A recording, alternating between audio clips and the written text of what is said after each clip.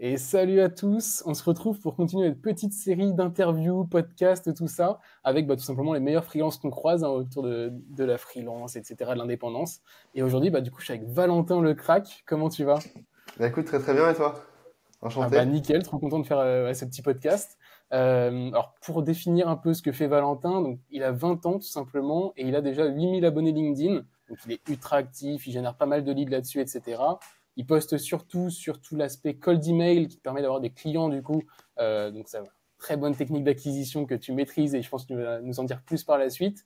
Et Ouais. du coup, ton objectif c'est tout simplement d'être numéro un sur la thématique. Donc voilà, tout en délicatesse, il vient se poser et s'imposer directement sur LinkedIn. Vas-y, comment t'as réussi à faire tout ça? Quel est ton petit parcours? Ok, très bien. Bah déjà, merci beaucoup pour l'introduction. C'est la première fois qu'on m'introduit comme ça. C'est d'ailleurs mon premier podcast. Donc en vrai, bon, je pense que j'espère que ce sera le premier d'une longue lignée. Mais Bien en sûr. tout cas, je suis ravi de faire un premier podcast avec toi. Donc je pense que ça va être très intéressant, ouais. Ah trop bien. Euh, Et du coup, est-ce que Ouais. tu peux nous en dire un peu plus sur ton parcours? Qu'est-ce qui te motive? Comment t'es arrivé là, etc. Pour commencer, pour introduire un peu tout ça? Parce que voilà, on a fait le côté marketing où je te vends à fond. Maintenant, qu'est-ce que Ouais, tu peux nous dire du coup sur ton ouais, c'est parcours? ça. Je te fais une introduction plus ou moins rapide, après je te laisse, on va dire, aller dans les détails, parce qu'il y a pas mal de choses qui ont fait que j'en suis là maintenant. Et je précise, c'est vrai que comme tu as dit, comme j'ai que 20 ans, pour moi, je suis encore qu'au tout début de mon parcours, on va dire. Carrément. Mais ça fait déjà, on va dire, 2 3 ans que je sais précisément plus ou moins ce que je veux faire. Je sais que je veux entreprendre dans les grandes lignes. Après, entreprendre, ça veut tout et rien dire, on va dire maintenant. Mais en fait, depuis 2 ans, j'ai intégré une école de commerce. C'était un peu mon rêve, parce que je pensais que c'était, on va dire, la voie qui allait me laisser du temps et pas mal de liberté, surtout pour faire un peu tous les projets ce dont je rêvais. Donc j'ai fait, on va dire, un an et demi en junior entreprise. Je pourrais revenir dessus. C'était super important pour moi, parce que c'est un peu là où j'ai tout découvert et où j'ai vraiment appris, on va dire, ce que j'aimais. J'ai également, du coup, lancé une boîte en parallèle avec un associé. Et du coup, depuis que je suis parti en Indonésie, donc pendant 6 mois, c'est là où je me suis vraiment lancé en freelance. Et je pense qu'on va pas mal en parler. Et là, actuellement, depuis une petite semaine, du coup, je suis rentré en France. Donc, bon, voilà, j'en suis un petit peu dans ma vie, dans les grandes lignes.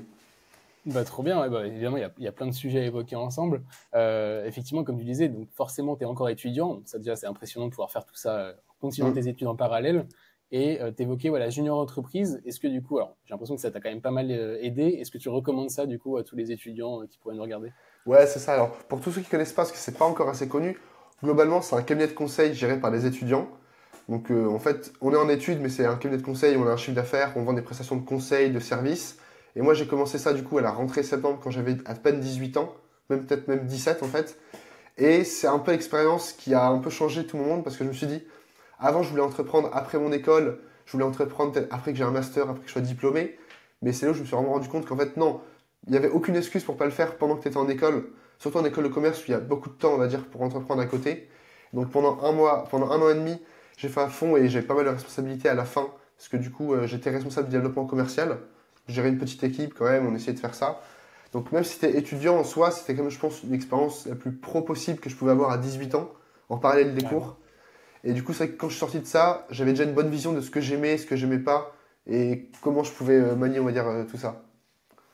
Ok, trop bien. Effectivement, ouais, je pense que ça c'est tout bénef et je pense que les gens en général en junior entreprise apprennent forcément, même s'il y a plus ou moins des réussites derrière, mais je pense que c'est clairement une bonne expérience là-dessus. C'est ça. Moi, c'est effectivement à la fin de mon stage, j'avais pas fait de junior entreprise perso, mais Ok? c'est ouais, à la fin de mon stage où quand tu rencontres les personnes qui t'incitent à devenir freelance et tout, derrière tu vois la vie totalement différemment, côté entreprendre et tout, ça peut aller très très vite. Et donc toi, qu'est-ce qui t'a motivé ouais, derrière à devenir freelance tout simplement? C'est ça. Alors en fait, la transition s'est fait plus ou moins simplement, parce qu'en fait, en sortant de junior entreprise, je suis devenu consultant pour la junior entreprise, et je commençais du coup à être payé pour conseiller des clients sur leur acquisition, on va dire B2B en général. Et du coup, je me suis dit, ben, c'est un peu mon rêve, on va dire, d'entreprendre, mais je savais que je voulais pas avoir une boîte, une agence, ou alors employer des gens directement. Parce qu'en fait, j'ai fait du management sur la junior entreprise, j'en ai fait un peu à part, et je savais que pour l'instant, c'est pas ce que j'aime en soi. Alors je pense que ça va changer avec les années, mais pour l'instant, mon gros focus, c'est vraiment de maximiser, on va dire, mon expertise dans des domaines, et pas forcément mon niveau management. Donc, en soi, le mode freelance, c'est vraiment une mini-entreprise où tu touches à la fois à l'acquisition, à l'administratif et surtout à l'expertise. Donc, je me suis dit, je pense que si devant moi j'ai au moins une bonne année pour focus sur quelque chose, autant être freelance que lancer, on va dire, une boîte à plusieurs et avoir pas mal d'enjeux. Donc, j'étais, on va dire, très très généraliste en acquisition B2B, et ce qui est un grand grand piège, hein. Enfin, on dit tout le monde, que ce soit pour les freelances ou pour les boîtes, il faut essayer d'être le plus niche possible. Et du coup, au fur et à mesure, j'ai fait de l'acquisition. Après, j'ai fait de l'acquisition automatique. Après, je suis allé dans l'acquisition automatique en cold emailing. Après, j'ai vu que la majorité de mes cibles étaient des agences, voire des SaaS. Donc là, je suis en train de me spécialiser dans mes cold emailing B2B pour les agences et les SaaS. Et en soi, c'est encore que le début, on va dire, de ma spécialisation. J'aimerais bien après choisir un secteur particulier ou alors une méthode particulière. Ok, bah ouais, trop bien. Bah, au moins, ça t'a permis ouais, effectivement de tout découvrir et de voir où est-ce que tu voulais te spécialiser derrière, où est-ce que tu C'est voulais aller ça. plus en profondeur. Donc, je pense que ça t'a bien aidé, hein. Maintenant, au moins, tu as une vision d'ensemble et tu sais que ton secteur, ton domaine est ultra porteur. Clairement, je pense que ça, il n'y a pas trop de soucis là-dessus. Pour le futur, tu es assez tranquille. C'est Et ça. effectivement, et comme tu disais aussi, pour moi, le freelance, c'est la meilleure école possible. C'est-à-dire que tu vas tellement apprendre parce que tu fais 25 choses en même temps, tu es un peu livré à toi-même, donc tu es obligé de tout faire. Il n'y a pas justement d'autres gens autour de toi qui peuvent t'aider, à qui tu peux déléguer tout simplement certaines choses. Donc C'est ouais, je ça. pense que c'est clairement le plus formateur, même plus qu'une école, hein, je dirais. Ouais, c'est ça. Parce que, en général, c'est vrai que, et j'ai déjà eu la réflexion, comme quoi le freelance, par exemple, peut être un peu un manque d'ambition. Parce qu'en fait, si t'embauches pas Ah des ouais? gens, si t'as pas des bureaux, si t'as pas 10 employés, ça veut dire que du coup, t'as des ambitions réduites, on va dire. Alors que pour le coup, je pense que certains top freelance qu'on peut voir ont bien plus d'ambition ou bien plus de rigueur que certains chefs d'agence, on va dire, parce qu'on oppose pas mal les freelances et les agences.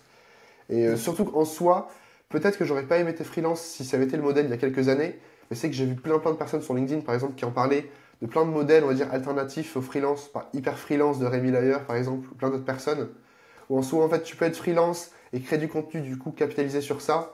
Et en fait, tu as plein de manières de scaler et de passer à l'échelle, même en restant seul, par exemple.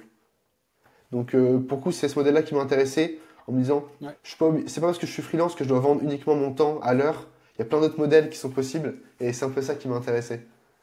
Ouais, bah alors je suis totalement d'accord. Effectivement, la simplicité au démarrage veut que tu vendes ton temps, et perso, c'est ce que je fais encore, hein, puisque Ok, voilà, c'est quand même le truc le plus pratique, on va dire, et la déjà. rentabilité est telle que, honnêtement, ça vaut le coup, je pense, de vendre son temps à ce tarif-là. Donc évidemment, après, il y a des axes pour se développer derrière, de faire des projets à plusieurs ou tout seul. Ouais, Et c'est là que, bah, du coup, ouais, typiquement, tes posts sur LinkedIn font enfin, sont ultra utiles là-dessus, parce que typiquement, tu vas pouvoir développer une personal brand, tout simplement. Donc toi, je pense que la tienne commence à être bien développée, donc ça c'est vraiment un gros atout. C'était un objectif que tu avais déjà de vraiment focus sur ton identité personnelle, pardon, et de vraiment avoir voilà, ce développement progressif, de tout documenter, etc. ouais, c'est ça, pour le coup, j'ai majoritairement été focus sur LinkedIn. Là, j'ai pas mal commencé Twitter récemment qui marche bien et je vais développer Ok. sur YouTube après, je pense, voire même en podcast, newsletter, un peu tout ce qu'il faut. Parce qu'en fait, le problème des freelances, c'est que comparé à n'importe quelle boîte, on n'a aucune asset. Enfin, le jour où j'arrête de travailler et où j'ai plus de clients, tout est à zéro. Je peux pas revendre ma boîte ou alors je peux pas faire travailler des gens. Donc, pour contrebalancer ça, d'après moi, le seul asset que je pourrais garder dans le futur, c'est ma personal brand. Parce que le jour où Ouais. j'arrête tout, bah, j'ai quand même un compte LinkedIn qui marche bien et des gens qui me connaissent. Donc, pour le coup, ouais, pour moi, c'était la seule condition en fait. Ok, je peux être freelance et pas forcément avoir un asset, une boîte. Mais par contre, niveau personal brand, il faut vraiment que je développe ça à fond pour que je garde ça, on va dire, sur le long terme. Ouais, bah totalement aligné, hein, pour le coup, effectivement. Alors, c'est pas pour ça que je me suis lancé perso sur YouTube et LinkedIn. C'était Ok? plutôt dans l'optique de ouais, aider, motiver les gens à se lancer, etc. Mais effectivement, j'avais le choix entre mettre une sorte de pseudo ou me créer une sorte de boîte avec un nom un peu marrant ou autre pour parler de ce que je fais. Et en fait, je me suis dit, bah non, il faut juste rester, on va dire, Ouais. authentique, parler de moi, parce qu'en soi, les gens, ce qu'ils veulent, c'est avoir ton retour d'expérience, avoir justement l'authenticité qui va avec et que tu sois le plus transparent possible. Donc, ouais, je suis parti là-dessus aussi. Effectivement, je pense que c'est une très bonne idée qu'on a eue tous les deux. C'est ça, Et ouais. je pense que pas Après, mal de gens devraient le faire, honnêtement. je sais pas ce que t'en penses, parce que c'est vrai qu'il y a beaucoup, je vois de plus en plus des freelances qui se marketent en tant qu'agence, c'est-à-dire qu'officiellement ils ont une agence, ils se marketent Ouais. au nom de leur agence, mais en soi ils sont indépendants. J'ai jamais été tellement fan de ce modèle-là, mais je voulais savoir un peu ce que t'en pensais. Parce qu'il y en a beaucoup qui, pour le coup, ne veulent pas du tout parler de leur personal brand et préfèrent parler de leur agence, même s'ils sont seuls dedans depuis 2 ans. Ouais, t'as raison, mais c'est surtout un phénomène LinkedIn, hein, j'ai l'impression, de Ouais, toujours vouloir avoir sur ta page LinkedIn, du coup, une entreprise bah, qui est en fait la tienne, hein, tout c'est simplement, ils sont ça. en solo dedans, mais ils veulent toujours marketer celle-là. Peut-être que c'est un effet un peu de réassurance aussi pour les gens qui se disent peut-être qu'ils n'auraient pas osé commander une prestation ou un service chez quelqu'un qui est vraiment en solo et qui n'était pas très connu, ou en tout cas pas fiable. Et peut-être que le fait d'avoir ton agence à côté, ça fait un peu plus pro et ça doit améliorer un peu la conversion derrière à ce niveau-là. Mais comme tu dis, effectivement, tu perds le côté ouais, plus authentique. où t'as pas la même, je sais pas, la même vision de la personne qui est en face, en tout Ouais, c'est cas. ça. C'est ça. Euh, et alors, enfin, pour le coup, elle a de ce que je vois moi depuis le début que enfin, depuis mon lancement entre guillemets, à chaque fois j'ai des retours ultra positifs. Les gens sont ultra naturels dans leurs commentaires, dans leurs petits mails qu'ils m'envoient, etc. Ouais, Donc c'est ça, ça. c'est top de pouvoir aider là-dessus. Mais tu as raison, je pense que c'est un modèle un peu différent et ouais, je préfère le personal brand, hein, perso. Ouais, ouais, pour le coup, clairement, je peux comprendre, c'est vrai que quand t'as vraiment rien, tu veux peut-être. En fait, limite, c'est peut-être à cause de LinkedIn, parce que c'est la honte de pas avoir d'entreprise. Si t'es pas CEO de quelque chose Ouais. sur LinkedIn, t'existes pas. Alors qu'en soi, Le non, pas du sneak tout. LinkedIn aussi, bien sûr. Tu peux être fier, on va dire, d'être freelance. Enfin, je sais que moi, ça a changé beaucoup de choses. Parce que, par exemple, toutes les personnes qui marketent plus leur boîte, moi, mes clients, en fait, ils me contactent pas au nom de ma boîte, parce que j'en ai pas, mais au nom de ma personne. Et c'est vrai que c'est super agréable quand à un call, le client, il te connaît déjà, il te parle de ton voyage en Indonésie, il connaît déjà tes process, tes types de cibles. Donc, c'est beaucoup, beaucoup plus facile, que ce soit à closer, ou même juste pour le relationnel après, plus tard, d'avoir vraiment un V1 très humain, on va dire. Ouais, exactement. Tu as totalement raison. Le côté social, il est beaucoup plus développé dans cette voie-là. Alors, évidemment, il y a sûrement des défauts parce que tu es obligé justement de partager un peu ton quotidien, etc. Il faut être Ouais, régulier dans les posts et tout. Donc, toi, c'est c'est vrai que tu sûr. postes ouais, 2 à 3 fois par jour presque. Donc, C'est ça, ça. c'est quand même assez impressionnant. Comment tu arrives du coup à maintenir du coup un tel niveau de Alors, fréquence et de détermination?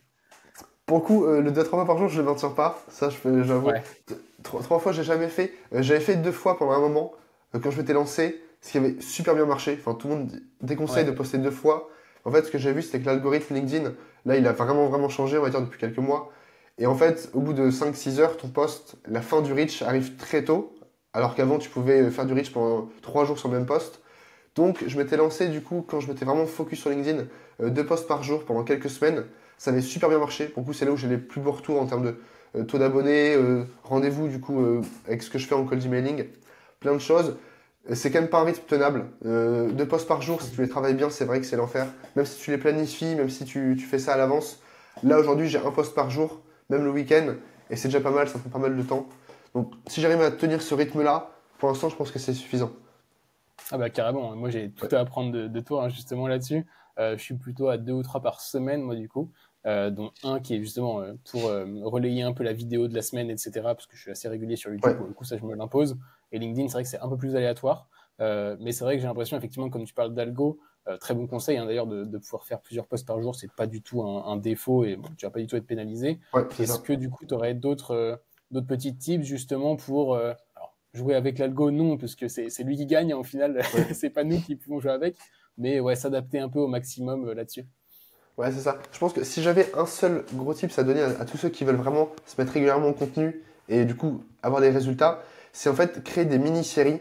Et alors que ça soit du coup à la fois sur le reach, parce que les personnes en fait, des mini-séries sur je sais que le mardi je parle d'un résultat client, je sais que le mercredi je parle d'une anecdote que j'ai eue, le jeudi je donne un tips, enfin ce genre de choses.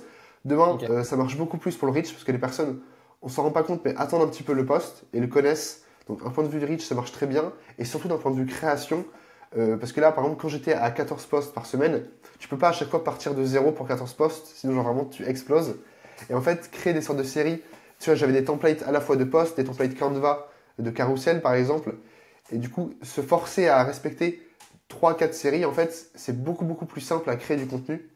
Parce qu'aujourd'hui, par exemple, là, pour la semaine prochaine, si cet après-midi je vais créer un post, en fait, je sais que le lundi, j'ai tel carrousel que je dois remplir et je vais parler par exemple d'un tips. Et donc, en général, c'est quand même beaucoup plus simple de créer du contenu en ayant des séries prédéfinies. Et pareil pour les résultats, les gens préfèrent ça que pas mal de posts un peu random qu'on peut voir. Ouais, bah totalement, t'as totalement résumé effectivement moi ce que j'aime lire d'ailleurs. À partir du Ouais, moment où tu as un bon concept et tout, bah évidemment qu'il faut l'utiliser à fond. Je pense que là-dessus, il n'y a pas de, il y a pas de débat. Moi justement, ouais, c'est un peu plus la difficulté, c'est de trouver les différentes thématiques qui ouais, intéressent. J'ai l'impression de... Pour l'instant, justement, je fais un peu ce que tu as fait avec le cold email, enfin avec ok, l'acquisition plutôt en général. Je tape un peu partout pour voir, ok, qu'est-ce qui est, enfin, où est-ce que les clients sont réceptifs, etc. Quand je parle de clients, c'est plutôt audience d'ailleurs pour l'instant, parce qu'il n'y a pas de clients, je ne génère pas ok. de revenus là-dessus. Alors que toi, on va en parler, hein, je pense, mais c'est même l'audience principale, enfin toute ta cible principale est sur LinkedIn, et donc tu gères tous tes leads via LinkedIn hein, pour l'instant. Alors, de plus en plus, enfin, je pense que LinkedIn, Ouais, enfin, c'est déjà un de mes canaux principaux, enfin, c'est le canal principal. Historiquement, ça l'était pas du tout. Quand tu te lances, forcément, les premiers clients, moi, j'étais passé par Upwork. Peu de gens en parlent, mais en fait, j'ai eu mes 5 premiers clients, je pense, avec Upwork. Alors Ok. du coup, j'ai vite quitté parce que c'était pas les clients les plus qualifiés. Sur Upwork, c'était intéressant de travailler. Mais après, du coup, j'étais passé sur LinkedIn, Réseau et Malte.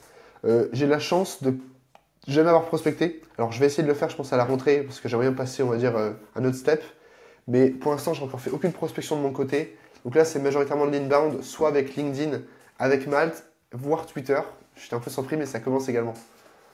Ok, trop bien. Bah, effectivement, ouais, pareil, j'ai eu la chance d'avoir pas mal de missions avec LinkedIn et Malte. Alors, LinkedIn, c'est même pas grâce à la création de contenu, hein, c'était déjà avant, parce que forcément, il y a pas mal de recruteurs Ok. qui se baladent sur le réseau pour faire leur chasse.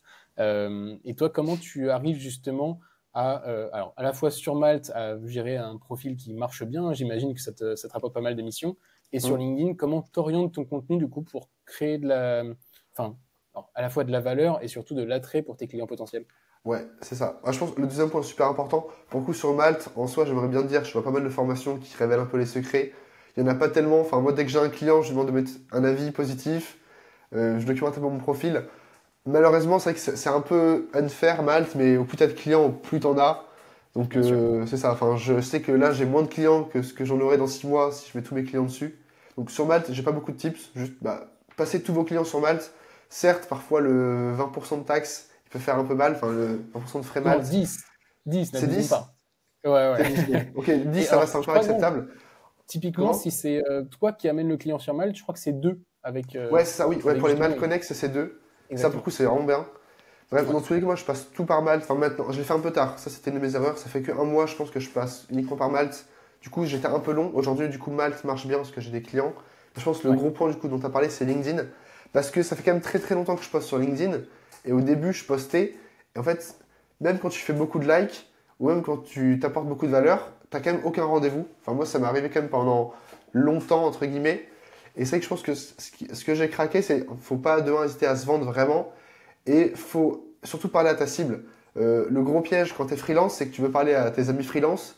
Donc tu vas faire des carousels pour aider les freelances. Sauf qu'en fait, si jamais tu as un programme de freelance, ça peut marcher. En l'occurrence, moi, ma cible, je vends aux agences et SaaS B2B. Donc l'idée, c'est de faire vraiment le contenu que tous les CEO d'agences et de SaaS aimeraient voir en cold emailing. Et du coup, à partir du moment où j'ai compris ça, ça a changé beaucoup, beaucoup de choses.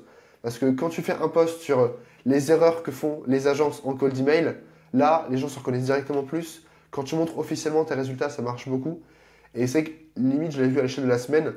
Enfin, j'avais pris la décision, par exemple, en fin de semaine de faire ça. Et la semaine prochaine, j'avais eu, je pense, presque 5-6 rendez-vous en une semaine uniquement grâce à LinkedIn. Juste la première semaine où j'avais vraiment parlé de mes Ah clients, on ouais, va dire. Donc je pense que c'est vraiment ce qui change tout. impressionnant. Ah ouais, top. Là, pour le coup, très bonne strat. Bon, j'imagine que tu vas refaire ça de plus en plus, hein, bien sûr. Enfin, tu as dû le faire déjà, mais évidemment, autant t'axer là-dessus, c'est clair. Et justement, sur toute ta création de contenu, etc., est-ce que tu as des outils un peu que tu estimes vraiment nécessaires là-dedans? Est-ce que tu as des petits tips, pareil, alors pas sur le fait de trouver les idées, parce que ça, j'imagine que c'est très dépendant de la niche, etc., mais Ouais. peut-être qu'il y a des outils qui aident. Mais sinon, ouais, surtout sur l'organisation, etc., comment tu t'organises? Ouais, c'est ça. Alors déjà, c'est vrai que pour les outils, j'en ai testé tellement. En vrai, je suis content que tu me poses la question, moi je peux en parler. Ouais. Parce que bon, entre les outils qui analysent tes posts LinkedIn, entre les outils qui t'aident à la créer, les outils IA qui rédigent à ta place, j'ai un peu tout testé. J'en ai été convaincu, on va dire, par très très peu. Moi, il y en a un que je recommande beaucoup, Perfect Post. Tu pourras le mettre, on va Ok, dire, en description. Alors, beaucoup carrément. de gens me demandent, parce qu'à la fois, en fait, pour analyser ses posts et sa, on va dire, sa croissance, c'est ce qu'il y a de mieux. Et surtout en termes de gestion de la création de contenu. Ils ont créé juste un pipe en mode idée, brouillon, prêt, publié, euh, à envoyer, quelque chose comme ça. Et tout l'écosystème autour de ça, de Perfect Post, moi je passe uniquement par ça. Et ça m'a fait gagner vraiment un temps de fou. Là, mes posts sur les 2 prochaines semaines sont déjà créés. Et je pense que j'aurais pas pu le faire sans Perfect Post en l'occurrence. Ah oui. Ah, t'es déjà deux Ouais, semaines à l'avance, là? c'est ça. Alors j'essaye, bon, en soi, 10 semaines. Bon, là j'ai une bonne semaine sûre. Dans deux Ouais. semaines, je vais m'y remettre un petit peu.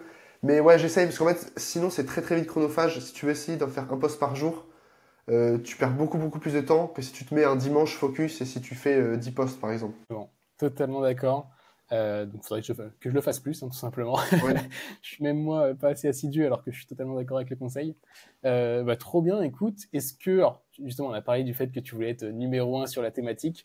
Est-ce que tu as une stratégie là-dedans et comment tu vois justement ce poste de numéro un? Est-ce que c'est une histoire de chiffres, justement en termes d'abonnés, de revenus, de quoi que ce soit? Enfin, comment tu veux matérialiser tout ça?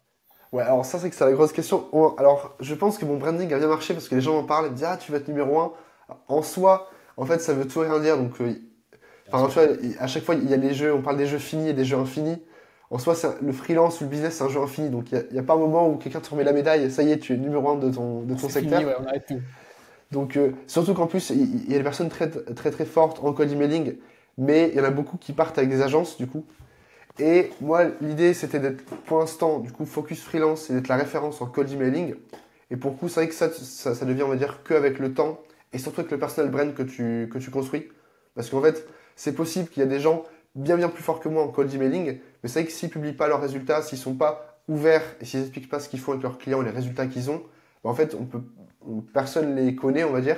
Enfin, je connais beaucoup de personnes qui sont très fortes et qui prospectent uniquement par cold email, par exemple, parce qu'ils savent ce qu'ils savent faire. Alors pour le coup, c'est vrai que ça marche très bien pour eux. Mais moi, je préfère mettre toute l'énergie, non pas en prospection, mais en personal brand. Parce que du coup, bah, on reparlait des assets. Le jour où eux, ça s'arrête, leur prospection, ils n'ont aucun client. Moi, même si je fais rien, on va dire, j'obtiens des clients. Donc pour le coup du numéro un, j'ai pas d'objectif précis, en l'occurrence. Mais j'ai envie que les gens me voient comme le numéro un en cold emailing pour les agences et les SaaS. Si c'est le cas, je pense que j'aurais déjà gagné pas mal de choses. Ah bah oui, non mais carrément, et t'as raison, hein, le personal brand, en fait, le moindre petit pas en avant que tu fais, ça peut être vraiment un déclencheur par la suite. Enfin, c'est ce que je vois, alors pas forcément sur LinkedIn, mais dans tous les cas de figure, c'est que à chaque fois que tu fais la moindre, on va dire, démarche pour, ok, faire quelque chose de plus par rapport aux autres, etc., ça peut vraiment débloquer des situations ou même Ouais, des missions d'ailleurs directement en tant que freelance. Donc ça, c'est vraiment ultra important parce que tu as des choses que tu n'aurais jamais eues sans avoir fait telle ou telle petite action au démarrage. c'est Vraiment ça. effet papillon classique, hein, bien sûr, mais c'est le moindre petit truc, il faut se motiver à le faire parce que ça peut déclencher des grosses choses derrière. Donc ouais, totalement d'accord, ça peut être vraiment cool là-dessus. C'est ça. Euh, Tac, je m'étais noté d'autres petites questions, j'essaie de Ouais. regarder qu'est-ce que j'ai en stock. C'est simplement, Ouais, pour bah, revenir sur ce que tu as dit, ouais, peut-être autant que tu regardes ta question, c'est vrai que là, à chaque fois, les freelances, surtout un peu ceux qui commencent à réussir, présentent ça en mode ouais, c'était facile, j'ai fait ça, ça, ça. Comme tu as dit, faut pas hésiter à chaque fois à donner tellement, surtout au début, où t'as pas grand-chose à vendre, parce que t'as pas beaucoup de clients encore, tu peux pas trop rassurer. Enfin, les premiers clients, j'ai facturé tellement peu cher et j'ai fait tellement de ouais, choses pour eux. Ça fait partie du jeu et faut vite réussir à quitter on va dire, cet engrenage-là, parce que je vois certains freelances, ça fait un an qu'ils ils ont des clients gratuits pour monter leur portfolio. En soi, non. Même si tu commences, tu peux quand même facturer un client si tu lui apportes de la valeur. Il n'y a pas de raison de ne pas facturer. Mais ouais, au début, il faut quand même oser se donner beaucoup, beaucoup pour avoir un retour sur investissement très, très faible. Et juste si à chaque fois tu fais un peu mieux, ça va très vite, on va dire. ouais, exactement. Bah, c'est pour le coup, je fais l'analogie à chaque fois justement avec LinkedIn et YouTube. Effectivement, même sur YouTube, les grands YouTubeurs type MrBeast et compagnie, ils aiment trop justement parler du fait que tes premières vidéos vont être nulles dans tous les cas, C'est ça. mais il faut les faire parce que voilà, ça restera tes premières, donc dans tous les cas, il faut passer par là. Et qu'après, du coup, tant que tu progresses à chaque vidéo de au moins 1%, etc., euh, on s'en fout, il faut continuer, continuer, et à un moment, tu arriveras du coup au stade où les gens te reconnaîtront, tu pourras facturer plus, etc., etc. Donc ouais, le démarrage est vraiment le plus important. Et comme tu dis, alors même moi, je pense faire un peu cette erreur de facturer gratuitement. Alors là, je parle en termes de création de contenu et d'aide aux freelance. Ouais, Évidemment, dans mon activité principale en tant que data analyst, je peux pas faire quelque chose gratuitement puisque du coup, c'est des ouais, grosses boîtes qui me c'est sûr. contactent, etc. Donc la question se pose même pas. Mais ouais, pour le côté aide aux freelance, pour l'instant, j'ai fait pas mal d'aides un peu gratuites et tout. Enfin, je réponds évidemment à tous les emails, tous les commentaires Ok. avec grand plaisir. Mais tu as raison, il faut dans tous les cas que je mette un accompagnement en place parce que moi, ça me prend du temps. Évidemment, bah, ça permet pas d'être plus connu que ça, de travailler avec une seule personne, parce qu'en soi, cette personne-là va pas te, enfin, si elle peut te recommander en mode bouche à oreille, etc. Mais c'est rare que ça te fasse vraiment step up instantanément. Donc effectivement, faut mettre en place un plan un peu plus large et long terme, on va dire. C'est ça. Et d'ailleurs, ouais, j'ai vu que tu documentais pas mal tout ce que tu faisais. Donc ça, c'est plutôt cool parce que évidemment, il y a le côté cold email, voilà, très pro avec des conseils, des tips un peu sur pas mal de points. Et il y a aussi le côté, ok, voilà, comment je m'organise au quotidien, etc. Des petites photos de toi, des petits trucs. Ça, c'est ouais, c'est important pour toi aussi. Enfin, ça te motive de le faire au quotidien. Ouais, c'est ça. Alors, c'est vrai que ça, j'étais un peu bloqué au début. Je pense comme beaucoup, beaucoup de gens. Parce que bon, malheureusement, tout le monde dit que mettre sa tête sur LinkedIn, ça marche bien. Mais c'est vrai qu'il Ouais, faut oser le faire et il faut oser le faire souvent. J'ai aussi beaucoup, beaucoup commencé à faire ça en Indonésie parce que forcément, les photos que je pouvais prendre à bosser au bord de la plage avec mon Mac, c'était plus simple que prendre une photo où je suis à Lille dans des bureaux, par exemple. ouais, Mais ouais, pour moi, en fait, c'était super important parce que le cold emailing, pour l'instant, j'ai un gros focus dessus et je pense que ça va le rester. Mais c'est peut-être pas ce qui va rester dans 2, 3, 4, 5 ans. C'est possible que soit je change de thématique, soit on va dire j'élargis ma thématique. Et je sais plus où j'avais entendu ça, mais en fait, il disait que le piège du personal brand, c'était ceux qui donnent uniquement des conseils en mode professeur, par exemple. Et en fait, si les gens te suivent uniquement pour tes conseils et Ouais. pour la valeur que tu apportes, c'est très très bien pour débuter. Mais le problème, c'est qu'en fait, ils s'en foutent de toi, entre guillemets. Le jour où tu n'apportes plus de valeur, bon bah, hop, tu perds simplement toute ta communauté. Et du coup, moi, j'essaie de faire un mix entre apporter de la valeur pour avoir des clients, tenir des rendez-vous et du coup avoir des missions pour moi, mais également parler un peu plus de moi en termes perso, parce que je sais qu'aujourd'hui, en faisant ça, même si je quitte du jour au lendemain le cold emailing, j'ai quand même, on va dire, un corps de communauté qui, dans tous les cas, me suivra parce que j'ai documenté tout. Donc, je fais un peu la balance Ouais. entre les deux, on va dire. Bah, totalement. Et tu vois, même moi qui fais pas de cold emailing pour l'instant, je te suis avec grand plaisir. Et voilà. Voilà, c'est ça, bah, Je sais exact, que c'est ça. je resterai abonné, peu importe ton C'est ça. sujet.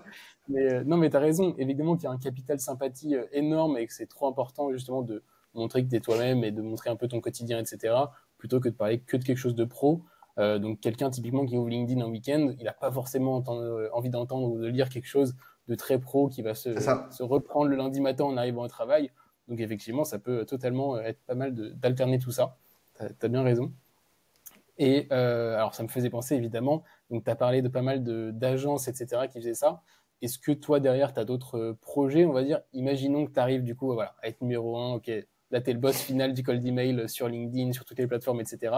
Est-ce que tu as des projets déjà en tête? Est-ce que du coup, ouais, tu voudrais monter un peu quelque chose de plus grande envergure ou totalement autre chose, d'ailleurs, peut-être, une fois que tu auras Ouais. bien accompli là-dedans? Pour le coup, c'est la grande question. Certes, je me bats un peu contre toute l'hypothèse qui dit que la prochaine étape du freelance, c'est toujours l'agence.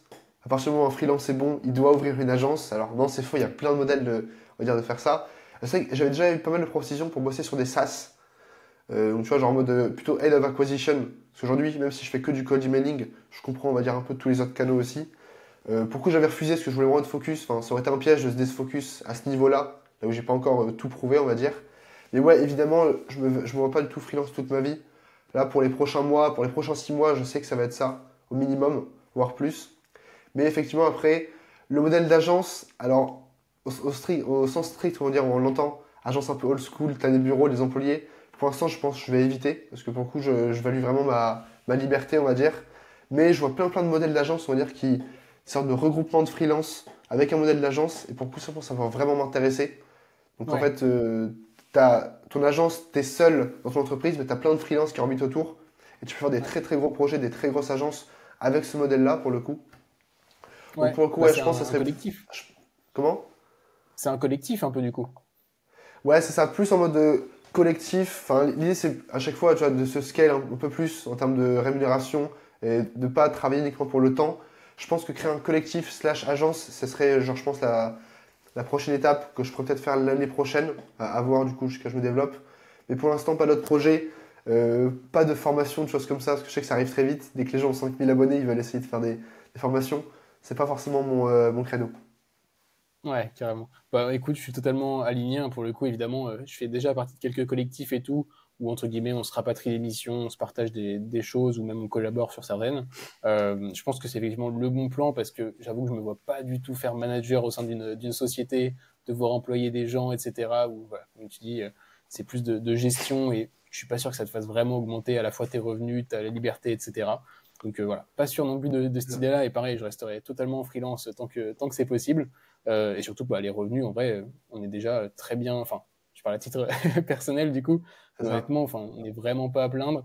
Il n'y a pas besoin de scaler directement sur le nombre de personnes à employer pour monter tes revenus. Il y a pas mal d'autres moyens de le faire, effectivement. Enfin, que ce soit de l'apport d'affaires ou le fait, justement, comme tu dis, de ne pas vendre ton temps, mais plutôt de gérer avec des SaaS, avec des prestations plus ou moins déjà faites, etc., d'automatiser au maximum. Donc, ouais, il y a moyen, je pense, de pas mal progresser là-dessus sans passer en agence, t'as raison. Ouais, c'est ça, parce que pour le coup, en fait, j'aime bien le modèle d'agence dans le sens, il faut des process très très stricts, il faut apprendre à déléguer. En fait, j'aimerais le faire tout en restant tout seul. On voit plein d'exemples, on va dire, de solo builders, de solopreneurs, t'appelles ça comme tu veux.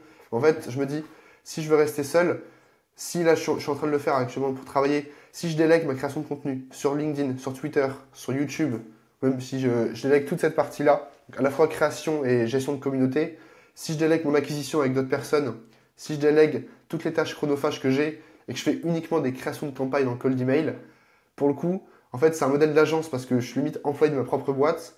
Mais si je faisais que ça, là, je pourrais vraiment. Enfin, le plafond est presque infini parce que du coup, ça peut aller très très vite si je fais uniquement ça pour le coup.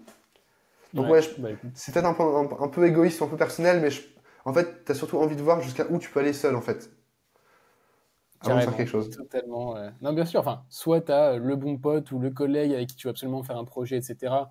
Là, je trouve que ça vaut le coup de se lancer à plusieurs. Ça peut être en tout cas le début d'une belle histoire.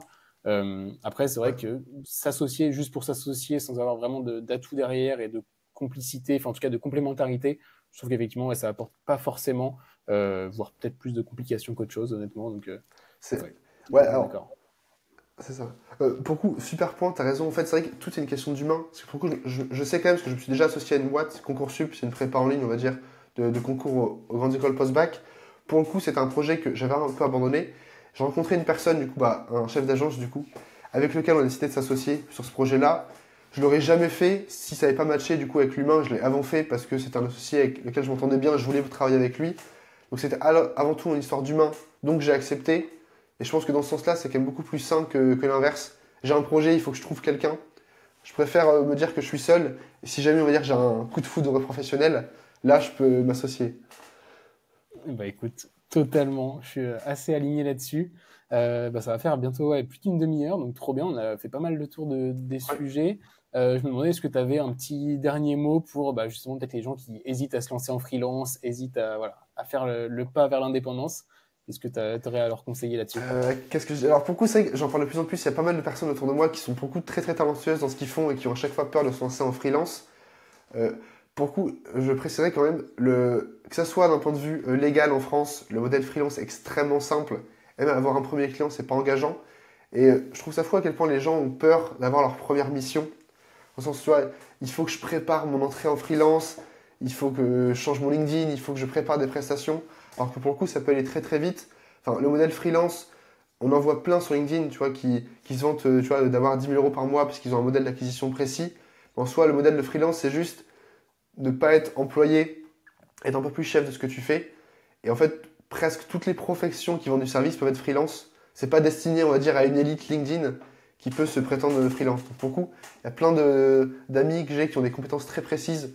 Personne n'en parle sur LinkedIn, des choses très très random, on va dire. Mais c'est quand même suffisant pour être freelance.